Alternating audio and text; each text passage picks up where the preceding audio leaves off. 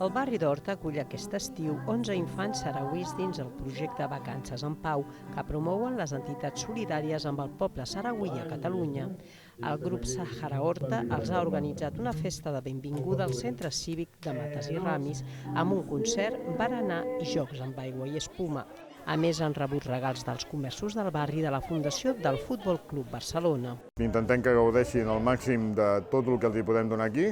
Tampoc volem fer una ostentació ni d'opulència ni de grans recursos, no? Som famílies treballadores, que llavors doncs, l'únic que intentem és que les activitats que faríem amb els nostres fills les puguem fer amb ells. Durant la seva estada de 2 mesos, els nens i nenes tenen l'oportunitat de conèixer la vida fora dels camps de refugiats, al desert. A més, se'ls facilita atenció mèdica i passen diferents revisions. També participen del casal d'estiu de la Unió Esportiva d'Horta i fan diverses activitats amb les famílies que els acullen, sempre amb l'objectiu que convisquin al màxim amb el veïnat.